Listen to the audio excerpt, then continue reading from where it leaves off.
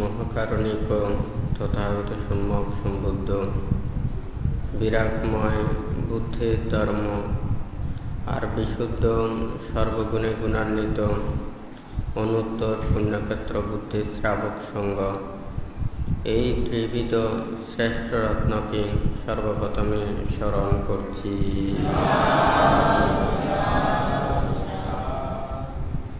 আজকে দূতাঙ্গ কুটিরে উপস্থিত দূতাঙ্গ কুটিরে সংশ্লিষ্ট দায়ক দায়িকা উপাসক উপাসিকা তথা ঢাকা চট্টগ্রাম ও বিভিন্ন জায়গা হতে আগত সদ্ধর্মের পূজারী নির্বাণকামী দায়ক দায়িকা উপাসক উপাসিকা বৃন্দা, আপনাদের উদ্দেশ্যে কিছু ধর্ম উপদেশ প্রদান করার প্রারম্ভে প্রত্যেকের প্রতি মৈত্রীময় আশীর্বাদ জানাচ্ছি।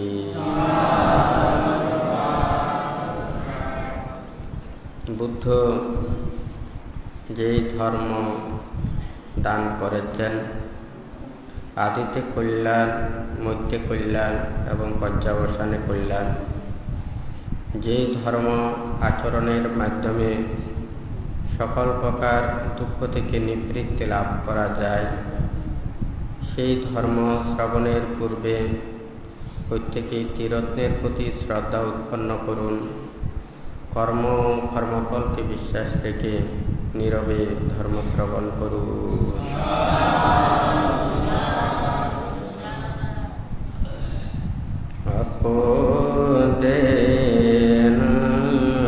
জিনে অসাধু সাধু জিনে কাদরিয়ং ধানি সচেন আলিকবাদিন আকোন্দেন জিনে কুদয়ং অসাধু সাধু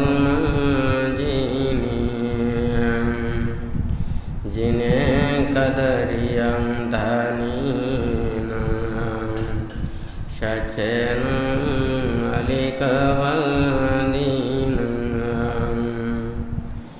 আকোন্দেন জিনে কুদয়ং অসাধু সাধু জিনে কাদরিয়ং ধানিন সচেন আলিকবাদিন।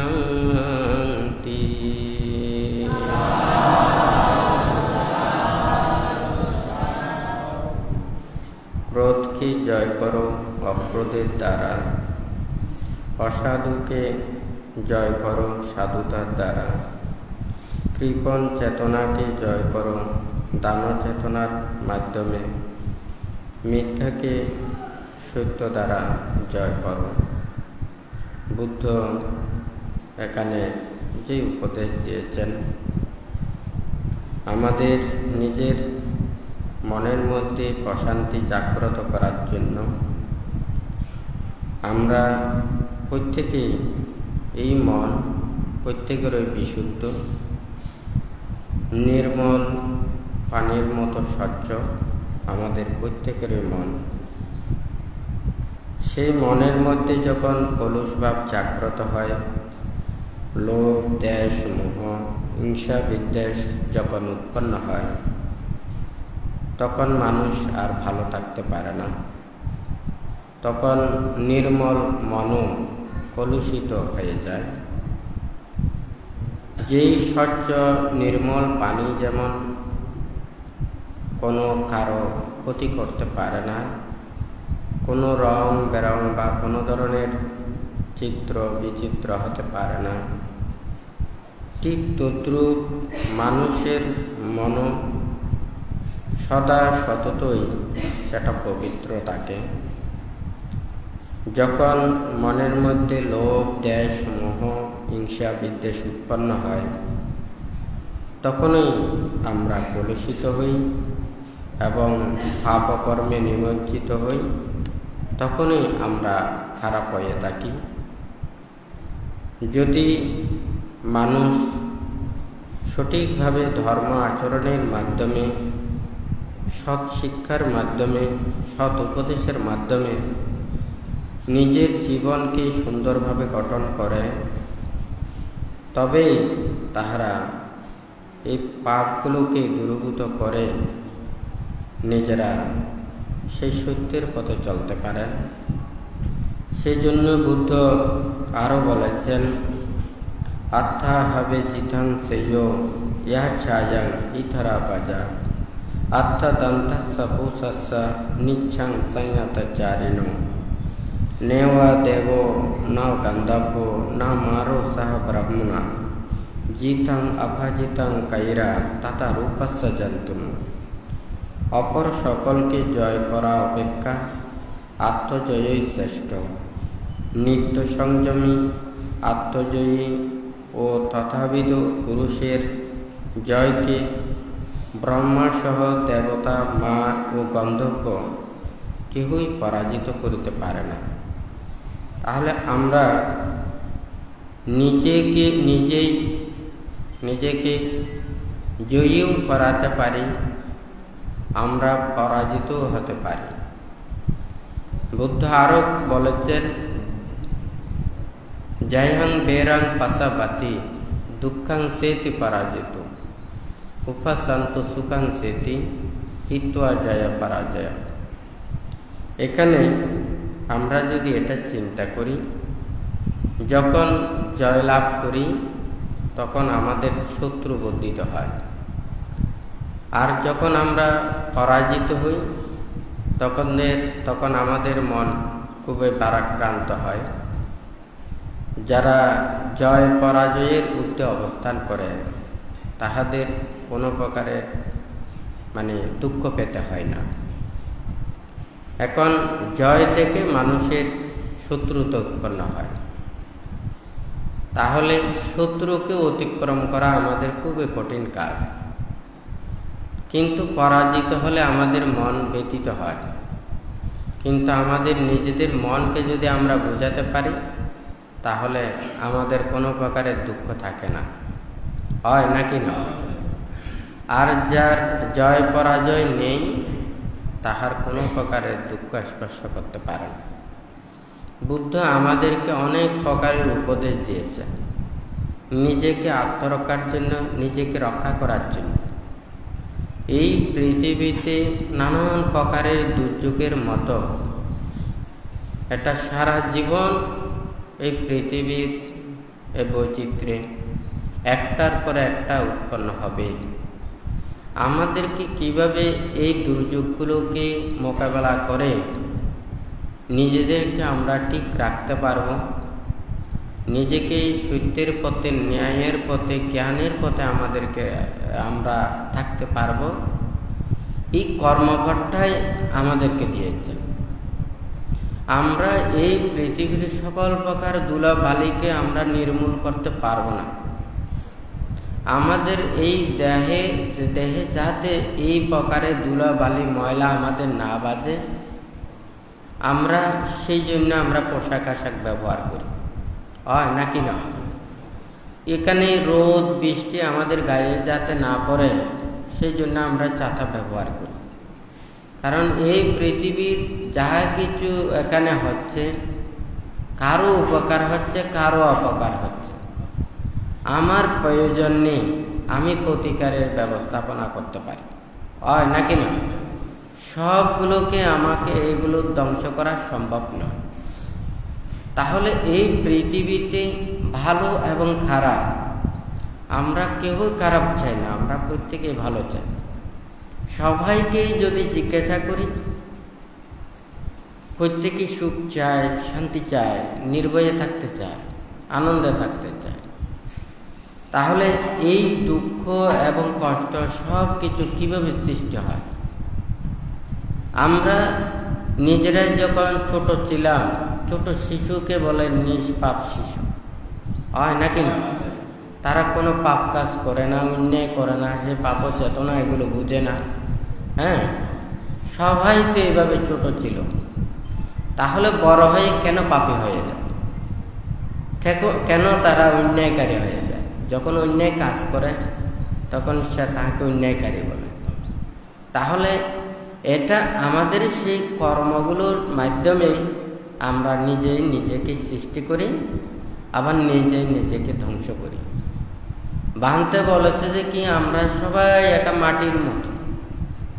এই মাটি পৃথিবীতে ছিল, এখনো আছে, ভবিষ্যতেও থাকবে।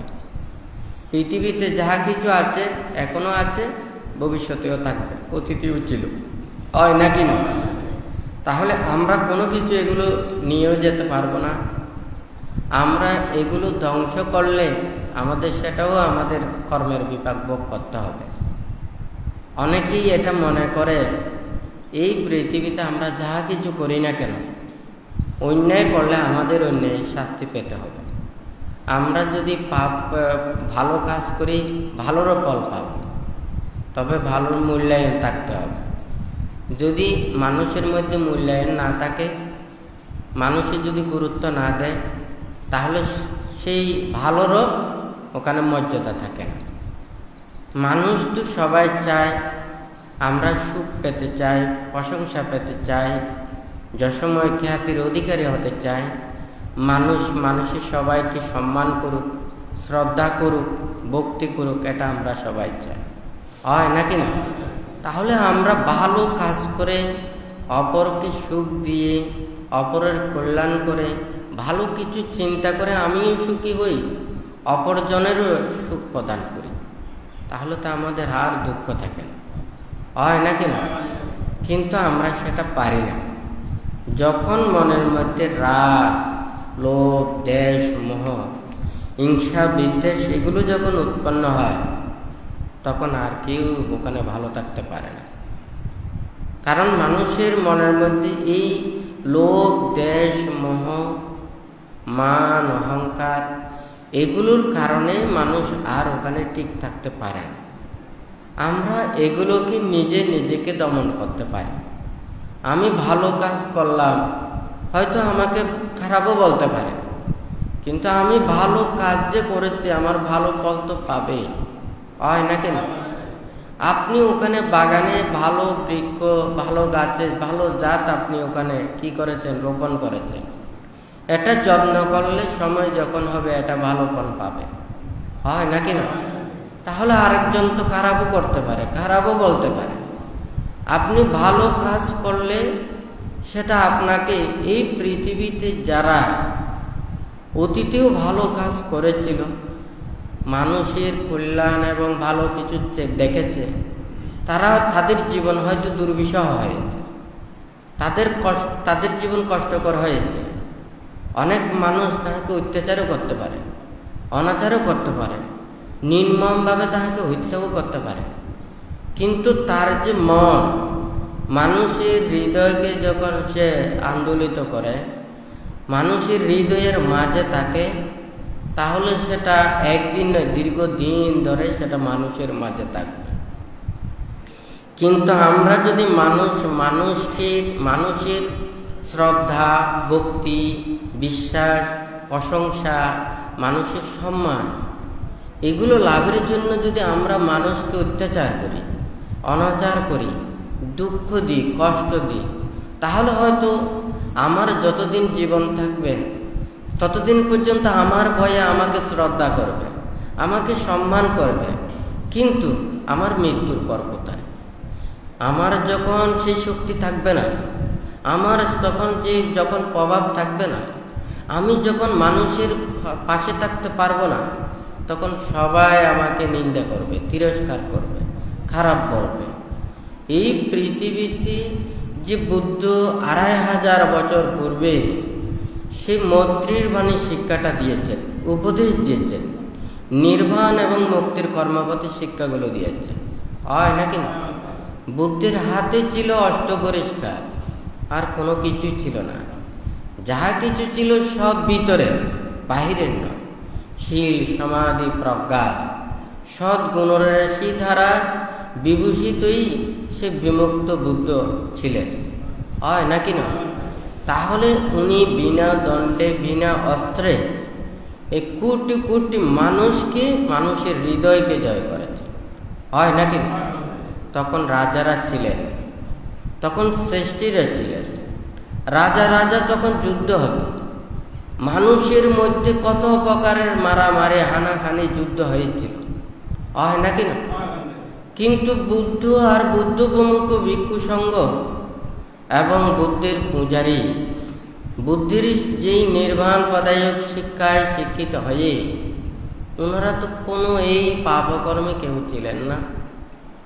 ওনারা যারা সেই শিক্ষায় অধিষ্ঠিত হয়েছেন, শীল সমাধি প্রজ্ঞায় যে যত বেশি সে উন্নত হয়েছে, তাহার মন চিত্ত লোভ দেশ মোহহীন, মান ক্রোধ অহংকার সে বিদ্বেষ হিংসাকে পরিত্যাগ করে সকল প্রকার সদ্গুণ রাশিকে ধারণ করে সেগুলোকে সহ্য করে জীবন অতিবাহিত করতেন।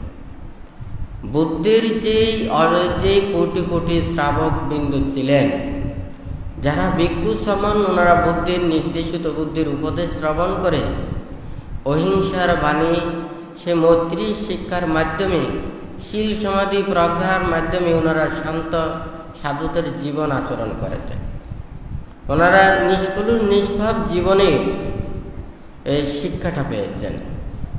ওনাদেরকে কোনো কিছু, ওখানে রাজা মহারাজা শ্রেষ্ঠীরা কোনো কিছু যদি তাহাদের যদি কোনো কিছু দেখত, কোনো যদি অন্যায় করত, কোনো অপরাধ করত, তাহলে বুদ্ধই ওনাদেরকে শাস্তি এবং বিভিন্ন দণ্ডের মাধ্যমে, উপদেশ শিক্ষার মাধ্যমে যে বিধান দিতেন সেগুলোই তাহারা মেনে নিতেন।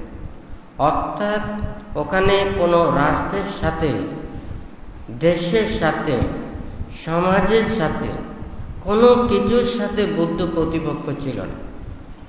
বুদ্ধ উনি সেই মুক্তির বাণী শিক্ষাটা দিতেন। আমরা প্রত্যেকেই মুক্তি চাই, তাহলে সেই মুক্তিটা আমাদের যদি পেতে চায়, তাহলে আমাদের মনটাকে ঠিক করতে হবে।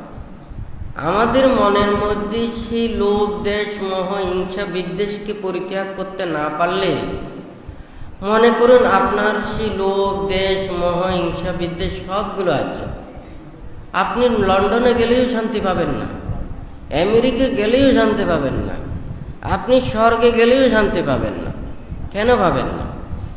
কারণ ওখানে যেখানে লোভ দেশ মোহ হিংসা বিদ্বেষ এগুলো থাকবে, সেখানে কিন্তু সবাইকে এই দুঃখ পেতে হবে, হয় নাকি না?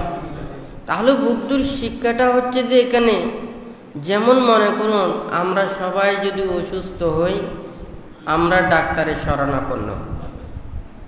এখানে রোগ নির্ণয় যদি যথাযথ হয়, ওষুধ প্রত্যেকও যদি তত অনুযায়ী হয়, তাহলে সেই রোগ থেকে মুক্তি লাভ করা যায়, হয় নাকি না?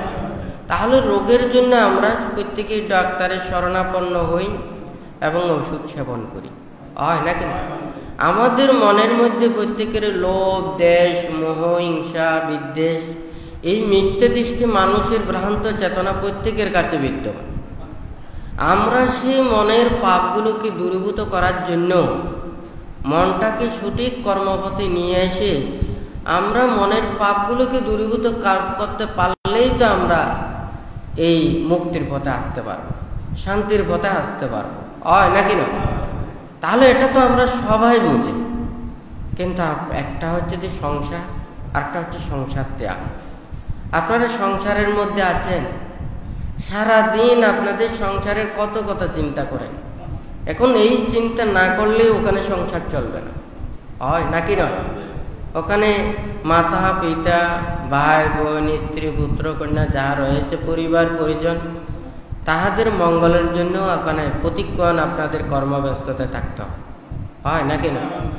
এই কর্ম ওখানে নিয়োজিত হতে গিয়ে অনেক প্রকারের পাপও করতে হয়, মিথ্যেও বলতে হয়, অন্যায় কর্মপথেও যেতে হয় নাকি না? বুদ্ধ তো তাই তো বলেছেন, কারণ আপনারা সবাই ওখানে বিলে কাজ করবে, মাটি তো ধরতেই হবে, হয় নাকি না? মাটি তো বাঁচবে, কিন্তু কাজ সেরে আবার সবাই পরিষ্কার করে বাড়িতে চলে আসে, হয় নাকি না? তো মানুষে যতক্ষণ না পর্যন্ত সে পাপ মুক্ত না হবে, সে অন্যায় অপরাধ বা বিভিন্ন কিছু করে থাকে, সেটা আবার নিজের সদ্জ্ঞান উৎপন্ন করে এগুলোকে পরিত্যাগ করা উচিত, হয় নাকি না? মানুষ যেমন অন্যায় করে আবার পুণ্যের জন্য দানও করে, হয় নাকি না? আরেকজনকে এদিকে আঘাত দেয়, আবার আরেকজনের প্রতি দয়া মায়া স্নেহ করে থাকে। কিন্তু আমরা আঘাত না দিয়ে যদি দয়া মায়া স্নেহ করি, এটা তো আরো বেশি ভালো, হয় নাকি না?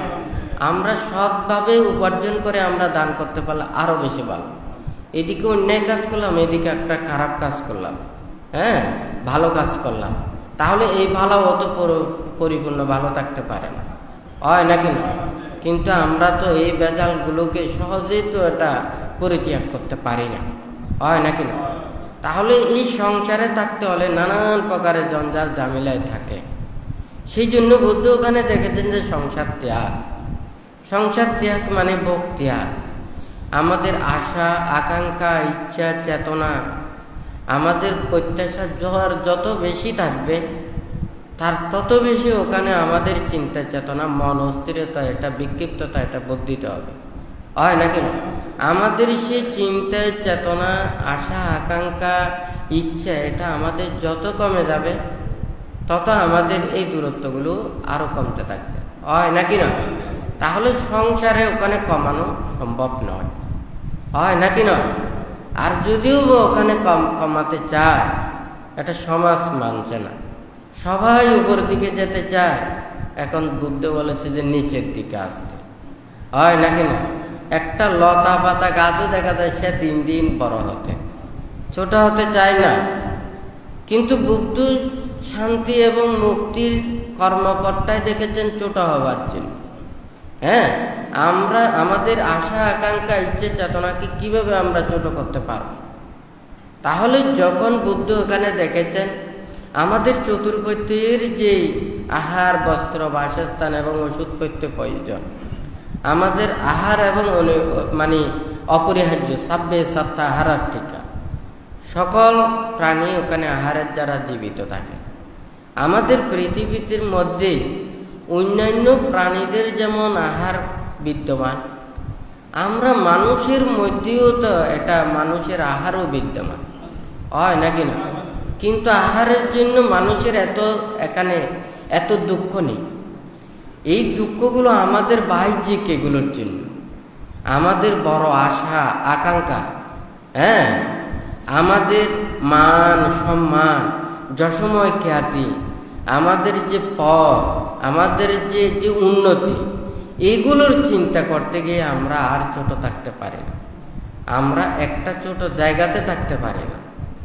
একটা পাখির যখন ওখানে পাখা গজায়, সে যখন আকাশে উড়ে, যখন ওখানে সমস্ত কিছু এখানে দৃশ্যগুলো দেখে মনে আনন্দ তৃপ্তি লাভ করে, সেই পাখিকে ওখানে বাসায় বসানো যায় না, হয় নাকি না?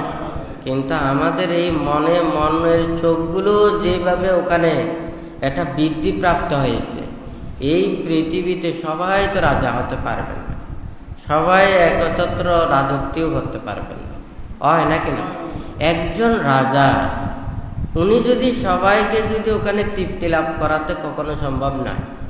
একজনকে রাজত্ব দিতে পারবে, সবাইকে দিতে পারবে, হয় নাকি না?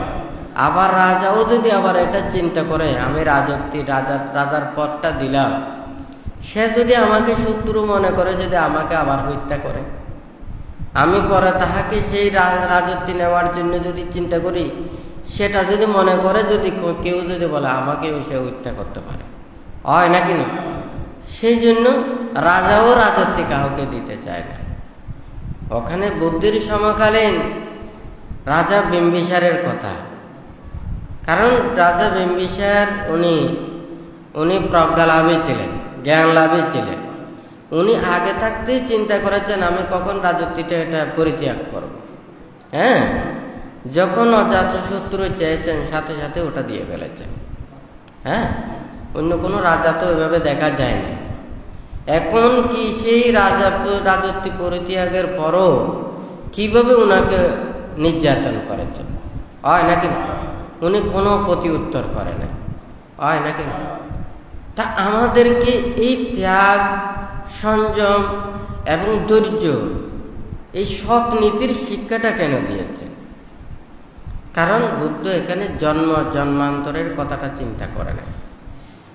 কারণ এই জন্ম যখন জন্মান্তর প্রত্যেকের হবে, আমরা বিশ্বাস করি কিংবা নাই বা করি, আমাদের যে পরবর্তী একটা জীবন আছে, এটা কিন্তু সকল ধর্মে বিশ্বাস করে। মৃত্যুর পরে আমাদের কি এমন একটা গতি হবে, আমরা ভালো কাজ করলে ভালো জায়গায় যাব, খারাপ কাজ করলে খারাপ জায়গায় যাব। তাহলে পরলোকটা সবাই বিশ্বাস করে, কর্ম এবং কর্মফলকে সবাই বিশ্বাস করে। এবং নির্বাণ এবং মুক্তির বিষয়টা কি? নির্বাণ এবং মুক্তির বিষয়টা হচ্ছে সে পরলোকও সে মুক্ত, অর্থাৎ পুনঃ জন্ম ওর আর হবে না, সে জন্ম চায় না। কিন্তু আর কেহ যদি বলে যে না আমি জন্ম চাই না, আমার কোনো কিছু প্রয়োজন নেই, তাহলে কিন্তু তাহারও জন্ম নিরুদ্ধ নয়। এখানে একটা হচ্ছে রূপবিজ্ঞান, আর একটা হচ্ছে মনস্তাত্ত্বিক বিষয়। এখানে যন্ত্রপাতি দিয়েও যদি বিভিন্ন কিছু ওখানে পর্যবেক্ষণ করে, এখানে কিন্তু ধরা পড়বে যাদের মন চিত্ত লোভ দেশ মোহ হিংসা বিদ্বেষ দ্বারা গঠিত, তাহার সেই দেহ চিত্ত মন এটা সব সময় চঞ্চল অস্থির বিক্ষিপ্ত থাকে। যে চিত্ত ধীর স্থির শান্ত প্রবিষ্ট হতে না পারলে এটা মুক্তির জগতে যাওয়া কখনো সম্ভব নয়। সেই জন্য সাধকের লাইনে সেই মুক্তির কথা আছে। ব্যবহারিক যাহা কিছু কর্ম রয়েছে, সে যদি পার্থিব যদি সে জ্ঞানীও হয়, শিক্ষাও যদি হয়, অনেক বিষয় সম্পর্কেও যদি জানেন, কিন্তু তিনি যদি ধ্যানে যদি না থাকেন, চিত্তকে একাগ্রতা করার কৌশল যদি ওনার না থাকে, তাহলে সে মুক্ত নয়। অর্থাৎ চিত্ত এটা স্পন্দনশীল, আর ওটা হচ্ছে যে চিত্ত বিমুক্ত, এটা পরিবর্তনশীল নয়। আর যেটা পরিবর্তনশীল সব সময় এটা বিক্ষিপ্ততা থাকবে, এটা একটার পর একটা সেটা উৎপন্ন হবে। আমরা যদি সকল প্রাণী আমাদের কথা বুঝতে পারো কিংবা নাই ব্যাপার, কিন্তু আমরা অনুধাবনের মাধ্যমে, আমরা উপলব্ধির মাধ্যমে সকল প্রাণীকে আমরা দর্শন করতে পারি। আমরা হয়তো কথাবার্তা বলছি, আমাদের কথাগুলো শুনছে মানুষ, যারা কথাগুলো বুঝতে পারে, হয় নাকি না? তাহলে আমাদের কি লাগে? এই পৃথিবী খুব সুন্দর লাগে, হয় নাকি না? কথাগুলো মধুর হলেও খুব ভালো লাগে। তাহলে রূপ শব্দ গন্ধ রস স্পর্শে এই চিত্ত আবদ্ধ। এই পঞ্চ ইন্দ্রিয় ষড় ইন্দ্রিয়ের মাধ্যমে যে চিত্ত আবদ্ধ, এগুলো থেকে সে বিমুক্ত হতে না পারলে, এগুলো থেকে বিচ্ছিন্ন হতে না পারলে, তাহলে এই দেহ মন সে জয় করতে পারে না। সেই জন্য তাহাদেরকে পুনঃ দেহ ধারণ করে এই সুখ দুঃখ অনুভব করতে হয়। আর যদি এই দেহকে নিরুদ্ধ করতে পারে, মনটাকে নিরুদ্ধ করতে পারে, তাহলে এই দেহটাকে নিরুদ্ধ করা অর্থাৎ রূপ শব্দ গন্ধ রস স্পর্শ এগুলো যার চিত্তকে আর টলাতে পারবে না, কোনো কম্পিত করতে পারবে না, বিক্ষিপ্ত করতে পারবে না, সে এগুলোর দ্বারা মোহিত না, তারাই একমাত্র সেই মুক্তির পথে আসতে পারবে। অর্থাৎ তাদের চিত্ত ধীর স্থির শান্ত, সেই শান্তর মাধ্যমে সে ওখানে চলে যাবে। তাহলে একটা যদি প্রাণীকেও যদি দেখি, যেমন মনে করেন একটা কেঁচো, আপনি কেঁচোকে যখন ওখানে স্পর্শ করবেন, সাথে সাথে সেটা ভয় উৎপন্ন হবে, হয় নাকি না? সেটা নাড়াচাড়া করছে, সে কিন্তু সেই ভয়ে তার একটা যে তার নিরাপদ স্থানে যাওয়ার জন্য চিন্তা করে। কথাটা ঠিক নাকি বেঠিক? তাহলে সেটাকে যদি আমি যদি চাপ দিই, তখন সে আত্মনাদ করবে, হয় নাকি না? সে ব্যথা অনুভব করবে। তাহলে তার মন চিত্তটা এই দেহের সাথে এতই সম্পৃক্ত যে তা মন আর দেহকে আলাদা করতে পারে না, হয় নাকি না? তাহলে এই প্রাণী বুদ্ধের এই দৃষ্টিতে বুদ্ধ বলেছেন যে কি এই প্রাণীগণ এই দেহের প্রতি আকৃষ্ট হয়ে সে পুনঃ দেহ ধারণ করতে হচ্ছে, যতদিন না পর্যন্ত তার মন এই দেহ থেকে মনটা বিচ্ছিন্ন না হবে।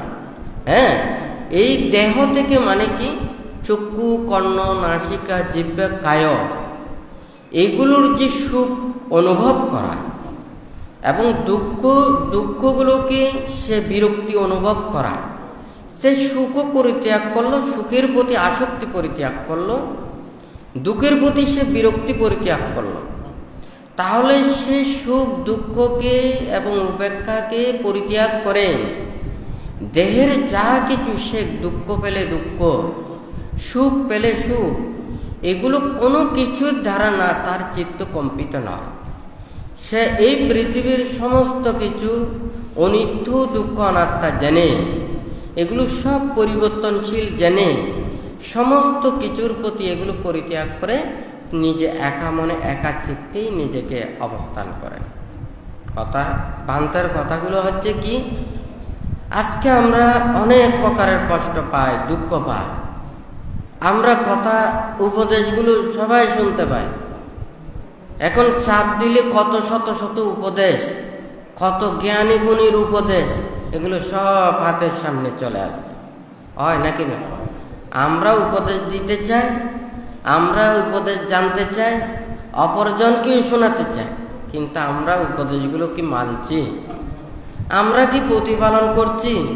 হ্যাঁ, আমরা ঠিক তদ্রূপ আমি সম্মানিত হতে চাই, আমি শ্রদ্ধা লাভ করতে চাই, আমি শ্রদ্ধার কর্ম করি, আমি সম্মানের কর্ম করি, তাহলে আরেকজন আমাকে সম্মান করুক কিংবা শ্রদ্ধা করুক কিংবা নাই বা করুক, আমি যে ভালো কর্ম করে যে ভালো ফলটা আমাকে দেবে, হয় নাকি না?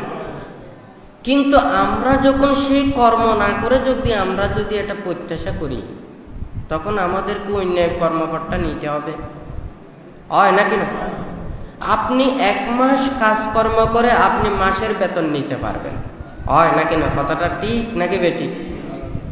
আরেকজন কিন্তু 1 মাস কাজ না করে সে একদিনেই একই উপার্জন করবে, হয় নাকি না?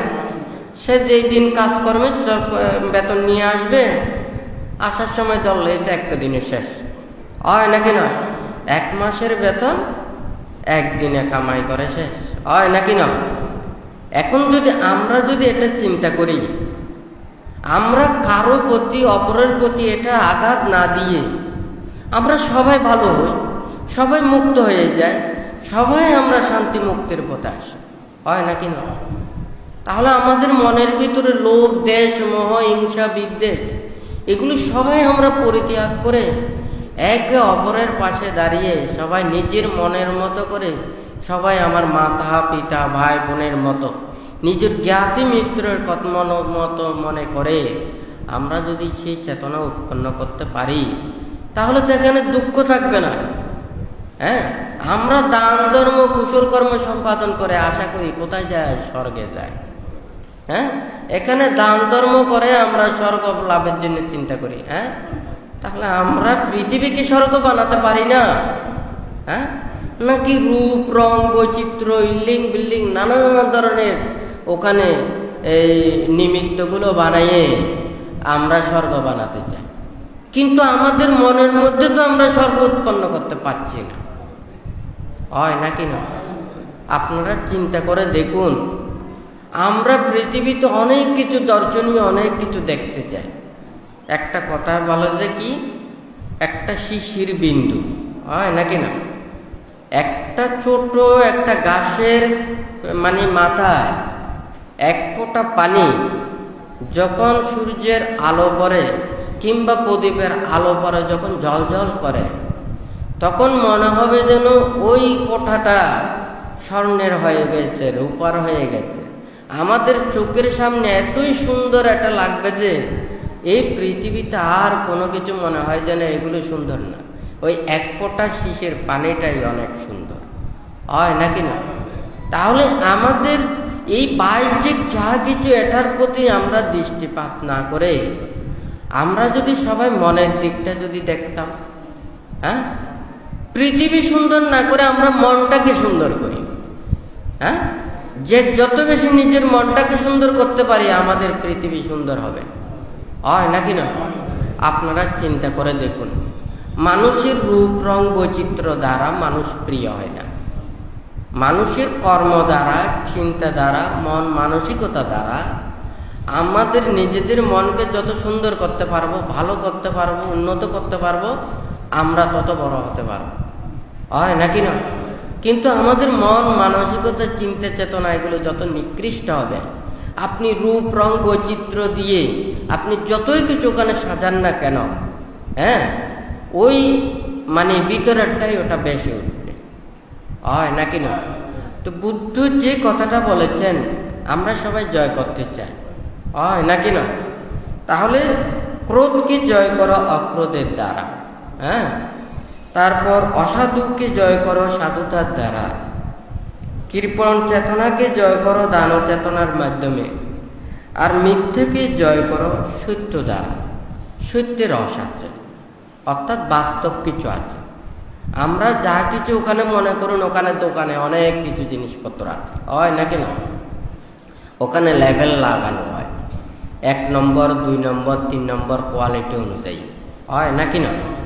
কিন্তু যখন একজন ক্রেতারা যখন ওখানে মানে যায়, হ্যাঁ, তাহলে সেই মানে বিক্রেতা যারা কিনে, ওখানে গ্রাহকেরা যখন যায়, ওটা যদি সত্যতা যখন কি মানে পায়, যার যার সামর্থ্য অনুযায়ী সে নিতে পারে, কারো টাকা বেশি থাকতে পারে, কারো টাকা কম থাকতে পারে, হয় নাকি না?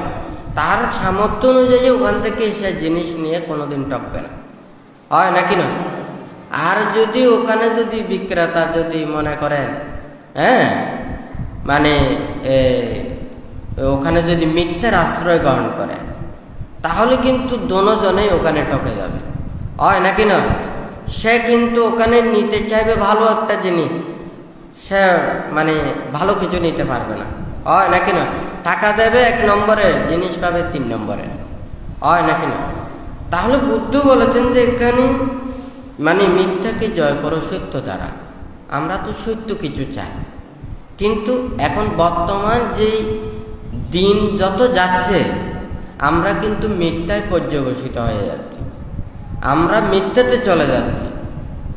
কিভাবে রূপ রং বৈচিত্র্য দ্বারা মানুষদেরকে ঠকাবে, হয় নাকি না? যেমন মনে করুন শুধু একটা কথা বলে আর অতগুলো বলার কোনো প্রয়োজন নেই। আগে মানুষের মধ্যে এত মেকআপ ছিল না, হ্যাঁ, হয় নাকি না? প্রসাধনী অনেক ধরনের ছিল, থাকলেও কিন্তু ওগুলো মানুষদেরকে দেখে চিনা যেত, হয় নাকি না? কিন্তু বর্তমানে যে মেকআপগুলো হয়েছে এগুলো সম্পূর্ণ আমূল পরিবর্তন করা হয়েছে, তখন ওই মানুষকে আর চেনা যায় না, হয় নাকি না? তাহলে বিজ্ঞান প্রযুক্তি আমাদেরকে যত উপরে নিয়ে যাচ্ছে, আমরা মানুষের প্রতি অবিশ্বাস, অশ্রদ্ধা, অভক্তি, নিন্দা, তিরস্কারের তার চাইতে আরো বেশির দিকে চলে যাচ্ছে, হয় নাকি না? কারণ তখন মানুষকে যদি অত্যাচার করতে পারত আঘাত দিয়ে, হয় নাকি না? কাছে এসে, দূরে থেকে কেউ আঘাত দিতে পারত না, হ্যাঁ। এখন প্রযুক্তি এসে কিন্তু আপনাকে কাছে এসে আঘাত দিতে হয় না, হ্যাঁ, আপনাকে দূরে থেকেও আঘাত করতে পারে। কিন্তু আপনারা তো ঘরে থাকতে চান না, আপনাদের নিজেদেরকে বিশ্বের মধ্যে ওখানে পরিচিত করাতে চান, হ্যাঁ। আপনাদের নিজেদের কি আছে, আপনাদের আইডিয়া আছে, ফেসবুক আছে, আপনাদের পুরো ইতিহাস পুরো বিশ্ব জানো, হয় না কেন? তাহলে এই আইডিয়াটাই হচ্ছে আপনার শত্রু, হ্যাঁ। আপনাকে আঘাত কিন্তু তখন দিতে পারলে কিন্তু বাড়িতে এসে দিতে পারত, হয় না কেন? কিন্তু আপনি যখন ভাইরাল হয়ে পুরো পৃথিবীতে হয়ে গেছেন, আপনার ওখানে আইডিতে আঘাত করলে আপনার পুরো জীবনের শেষ। আপনার যা কিছু পাপ কর্ম করেছেন, অন্যায় করেছেন, অপরাধ করেছেন, সবগুলো ডুবিয়ে দিয়েছেন। তখন আপনার পরিচিত আপনার খারাপটা জানতো মাত্র কয়েকজন, আর এই প্রযুক্তি এসে আপনাকে পুরো পৃথিবীর মধ্যে কলঙ্কিত থেকে আরো কলঙ্কিত করে ফেলছে। কথাটা ঠিক নাকি বেঠিক? তাহলে আমরা কি ভালোর দিকে যাচ্ছি নাকি খারাপের দিকে যাচ্ছি? আমরা যত বেশি আমরা উপরের দিকে যেতে চাচ্ছি, দেখুন আমরা মাটি থেকে উপরে উঠি, যত উপরে উঠব তত উপর থেকে পড়লে কিন্তু আমরা ব্যথাটা বেশি পাব। কথাটা ঠিক নাকি বেঠিক? যেই প্রাণী সব সময় নিচে ফাঁকা দিয়ে চলে, সেই প্রাণী কিন্তু উপরের দিকে উঠে না, আকাশ ছুঁইতে চায় না, হয় নাকি না? সে নিজের গন্তব্য পথে থাকতে চায়।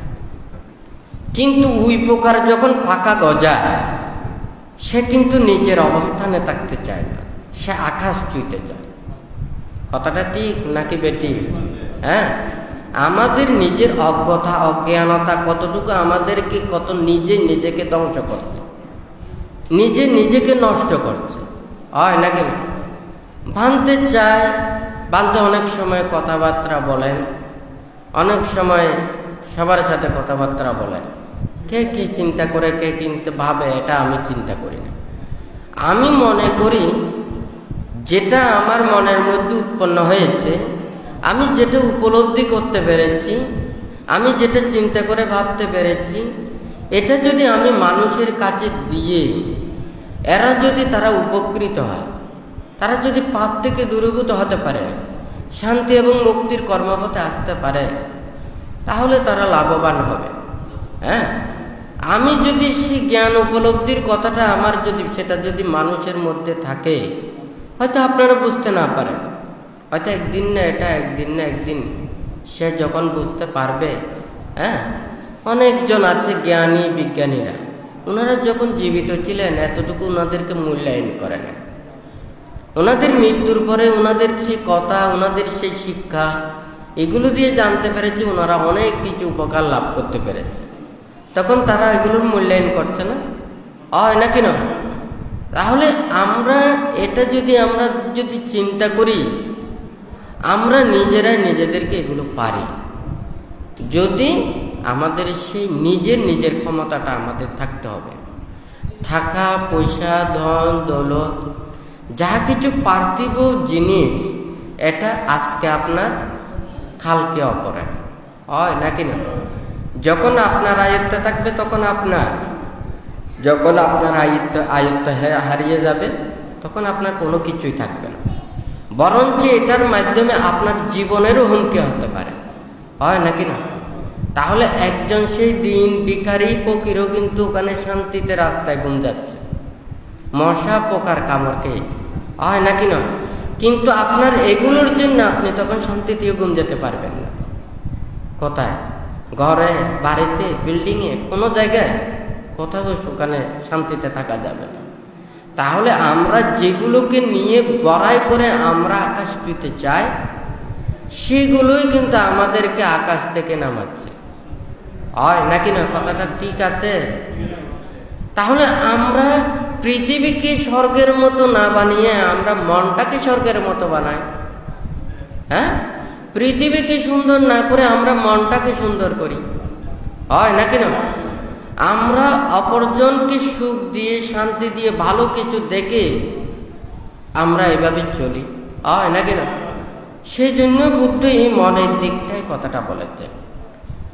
আর সে আমাকে আঘাত দিল, আমিও যদি তাকে প্রতি আঘাত দিই, হ্যাঁ, তাহলে সে তো আমার প্রতি সেটা প্রতিশোধের সেটা চিন্তা করবে। দেখুন, আমরা মানুষের মুখ একটা দিয়েছে, দুইটা হাত দিয়েছে, আর দুইটা পা আছে, হয় নাকি না? আপনার দুইটা হাত দুইটা পা যতটুকু করতে পারে তার চাইতে বেশি এই মুখটা বেশি করতে পারে, হয় নাকি না? এটা নাড়াচাড়া করতে পারে না, এদিক সেদিক যেতে পারে না, হয় নাকি না? পা দিয়ে তো অনেক দূরে যাওয়া যায়, হাত দিয়ে অনেক কিছু কাজ করা যায়, আর এই মুখ দিয়ে করতে পারে এমন কোনো কাজ বাকি নেই, হয় নাকি না?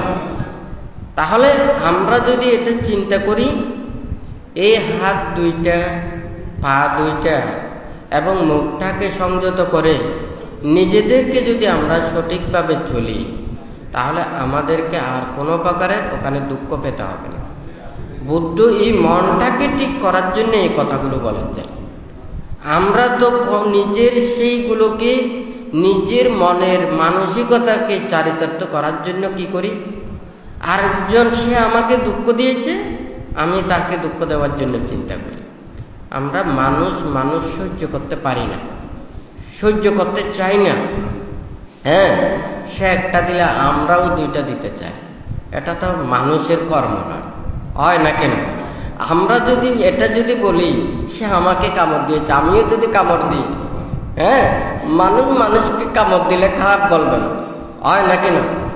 কিন্তু কুকুর যদি মানুষকে কামড় দেয়, মানুষকে যদি কুকুরকে কামড় দেয়, হ্যাঁ, তখন কি মানুষ আর থাকবে? হ্যাঁ, খারাপ বলবে না, হয় নাকি না? এটা বলার অর্থটা হচ্ছে যে কি, আমরা মানুষকে আঘাত দিয়ে, দুঃখ দিয়ে, কষ্ট দিয়ে আমরা যদি সুখ, শান্তি, তৃপ্তি লাভ করতে চাই, কোনোদিন আমরা শান্তি পাব না। ছোট একটা পিপিলিকা যখন আপনাদের পায়ে ছাপ করে কামড় দেয় নাকি দেয় না, সেই পিপিলিকাকে মাথা উঁচু করে দেখে এই মানুষটা কত বড়, আমাকে তো চাপ একটা দিলে তো আমি তো একেবারে ওখানে নিমিষে শেষ হয়ে যাব। কথাটা ঠিক নাকি বেঠিক? সেই পিঁপড়া উপরের দিকে দেখে না, একটু ব্যথা পেলে সাথে সাথে যাহা পাশে পেয়েছে এটাকে দিয়েছে কামড়, হয় নাকি না? তাহলে এই মানে লোভ, দেশ, মোহ, হিংসা, বিদ্বেষ, ক্রোধ একটা কিঞ্চিত মাত্র থাকলেও মানুষকে অনেক ক্ষতি করতে পারে। সেই জন্য ছোট্ট একটা পিপিলিকার কথাটা বলেছে। কথাটা ঠিক নাকি বেঠিক? তাহলে ছোট একটা পিপিলিকা আঘাত পেয়েছে, যে সেই আঘাতের সে চিন্তা করছে না এই মানুষটা তো দৈত্যের মতো, হয় নাকি না?